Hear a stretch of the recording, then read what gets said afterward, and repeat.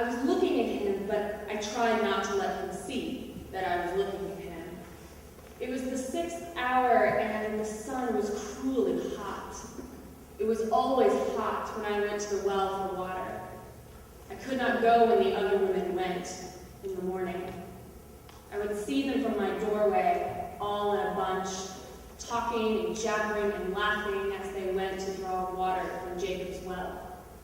They would draw aside from my door as they passed, and they would not look at me. It was nonsense, what they talked. Such foolish nonsense those women talked. I would stand there in the shadow cast by my door and listen to them, peek out at them, and my heart would bleed with longing to be with them, to be included in their talking, their foolish talking, to be one of them. Oh, I must have cried enough water to fill a well for all the good it did me. There was not enough water in the wide world to wash me clean enough for them. Well, so there I was, and there he was in the heat of the day, and I could see that he was a Jew. So I was careful because even though I was not respectable, I didn't want him to insult me or even to spit on me. You think sometimes that there is nothing that anyone else can do to shame you, and then someone finds a way. I drew my shawl close around me and tried to make myself small inside of it. I came near the well, and I was reaching down to draw the water when, and I'll never forget it because I nearly died of the shock, he spoke to me. In broad daylight, he asked me for a drink. I looked around to see who he was talking to. I only had the one dipper, and I knew he wouldn't dream of drinking out of it. I said something idiotic. I said, "What are you thinking?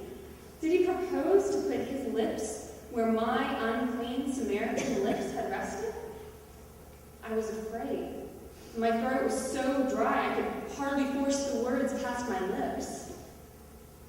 And then he smiled at me. Have you any idea how long it had been since anyone had smiled at me?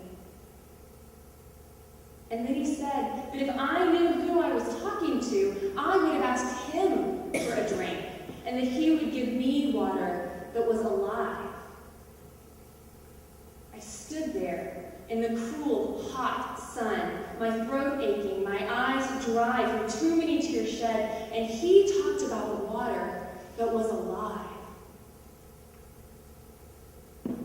"Well," I managed to say, "the well is about 100 feet deep, and you don't seem to have a dipper. Where is this living water?" Then he answered me, "That's all." It may not sound like much now, but he listened to me, and he answered me. We talked together, he and I, about me, my lonely, wasted life, too many men and not one love, and about God.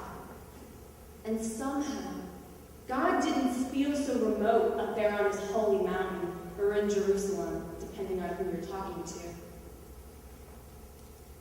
God seemed there. I knew them. I don't know how, but I knew. I know the Messiah is coming, I told him. I looked into his eyes, and he smiled again. "I am," he said. "That's all. I am." And I knew it was the truth.